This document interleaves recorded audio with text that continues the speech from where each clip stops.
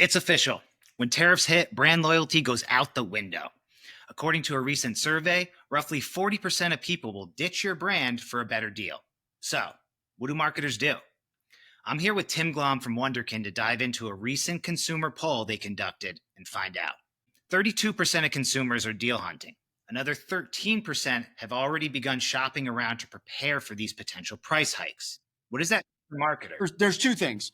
Number one, if you're the incumbent and you feel like your customer base is incredibly and fiercely loyal to you, are you so sure? Like, you should be thinking about that because they are price shopping right now. So if they always used to buy direct from you, they're probably looking around to see who's got a better price if tariffs are impacting you and your prices. On the flip side, I think there's a huge opportunity for the brands that are the challenger brands, right? So if you're not the incumbent, if you don't have a huge pile of traffic, you're probably seeing net new devices, people hitting your apps and your websites right now, price shopping across the category that they're looking for. So what are you doing to capture that net new content, the people that generally don't come to your site? Do you have an identity resolution partner that's going to unlock who they are? Are they actually a marketable contact? Do you not see them? Two, are you getting them to opt in? Are you, using intelligent opt-in, tools to acquire them and steal them away from the incumbent that they usually buy from? So those are the things I'm thinking about as we see browsing increase. Think about how can you harness that net new. And if you're an incumbent, you probably shouldn't rest on your laurels and just assume that everyone's going to continue to buy from you, because price is number one thing in their mind right now. 43% of shoppers are more likely to sign up for brand emails and text if it means better prices. How can marketers take advantage of this? Yeah, look, we see this every year at Wunderkind. We create billions of dollars of revenue in Black Friday, Cyber Monday, that week, billions of dollars. We start to see people get onto marketing lists is in late September, early October, knowing that holiday deals are coming. That's our cycle. So we're always advising our clients on how to best acquire this net new traffic, right? Truly anonymous, unknown contacts. That's what's happening right now. As we talked about, the browsing behavior is starting to increase. People are shopping a little more. They're looking for different things. They're doing it in the supermarket, right? I'm doing it. I'm looking to see what are the price differences, which one is impacted. So if that's happening, you need an incredible acquisition strategy to harness that data. You need to start, getting ahead of that. And people being willing to actually take your value exchange. Hey, Tim, we'll give you 20% off your first order if you sign up for the mailing list, right? We've seen these things for years. Can you get more strategic? Can you get more personalized on those offers, those value exchanges? But are you doing them? So take advantage of them. People want those emails. They want stuff in their inbox. I think there was another in their consumer insights report. I was just talking about this earlier today. 38% of consumers just like getting low stock, back in stock, and in stock alerts from brands. So if people are willing to join your mailing list now and they're opting in for more, feeds of discounts and sales, think about the things you could be doing. It's a great time to have reboot your acquisition strategy. 56% of consumers say they'll actually wait longer for a product if it means saving. Are tariffs reversing this Amazon effect, which has conditioned people to expect online purchases at their doorstep in like 2 days or less even?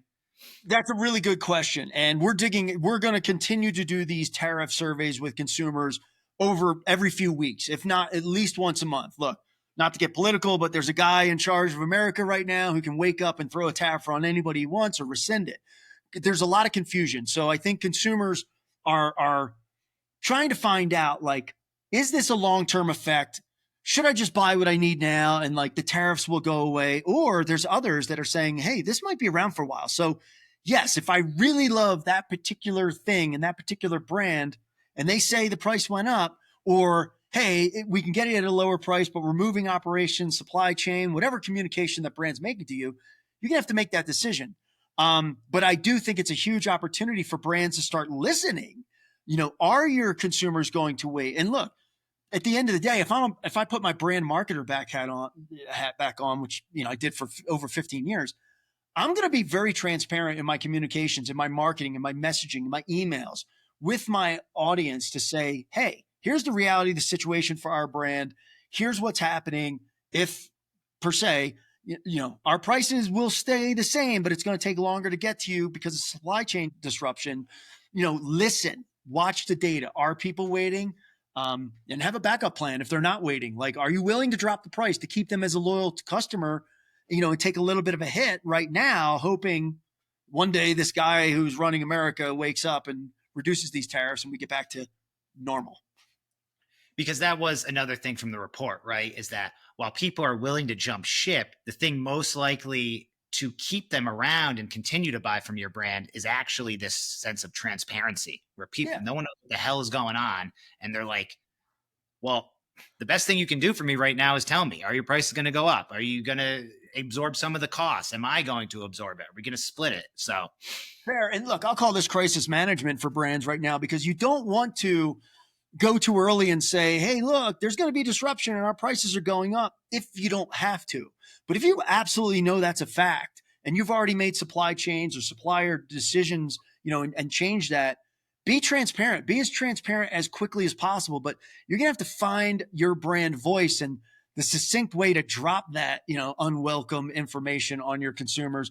But don't just sit back and wait. The last thing I would suggest doing is just raising your prices and saying nothing, not acknowledging why. That's a missed opportunity. I think consumers, regardless of the tariffs, the last few years, prices have just been going up. We've been talking about the prices of eggs for over a year, right? Trump's like yelling at Biden saying it's something else. Like, doesn't matter. Consumers are now in this, like, they feel like a rat in a corner. They don't know who their friend is. They don't know who to bite. They don't know what to do. So be as transparent as possible and just be clear communicators. To that point, are any shopping categories tariff proof right now? Like, what are consumers most concerned about when it comes to these rising prices? I don't know that there is an industry that is tariff proof right now. I think it goes down to, where are you getting your information? Where are you getting your products, and where's that coming from? One brand I love, I only buy once a year. It's called Decked. They build accessories for pickup trucks. It's a pickup truck storage unit that goes in the back of your truck. 100% made in America, 100% American labor, 100% American, product.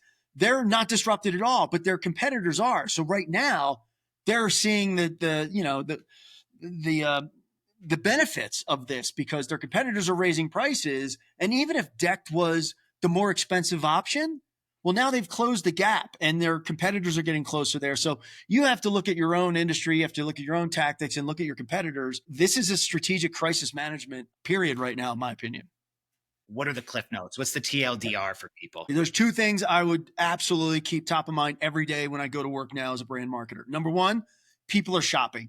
That means if they didn't look at your brand before, they're looking at you if you're cost conscious and they can get it from you cheaper. That's number one. So like we talked about earlier, have a great acquisition strategy. Get those new people into your fold. Make them feel welcome. Start personalizing as soon as you can. Get an identity resolution partner who, even if they're not in your database, but they're on your site, like Wunderkind, we'll start building a profile on them. And we probably saw that device, that person, on thousands of other websites that we're connected to. So we can bring rich history to this net new Jane or John Doe that landed on your site, help you acquire them, help you personalize at scale. Number one. Number two, the report said only 46% of consumers plan to stay loyal to brands that they feel loyal to right now because of the disruption and because of their need to find lower prices. Think about that. If you think you've got this great loyalty audience, you could be losing them to challengers if they're price cutting you, if they're, taking advantage of that. And the flip side was, hey, if you're a challenger brand, go after the clients and the customers that are with your incumbents, those big brands that have massive loyalty following. Go after them. Be aggressive, top of the funnel. Go market them. Tell them you've got a great personalized experience. They should consider your brand. This is the time that people will switch, because times are tight. Not anybody's sitting, no one's sitting on a giant pile of money. Consumers generally, they're worried about every dollar. So take advantage of that and build better experiences, start a new relationship. They're coming to your site right now. What are you doing to harness them and build that relationship? That's the question I'd be asking myself every day. Awesome. Thanks, man.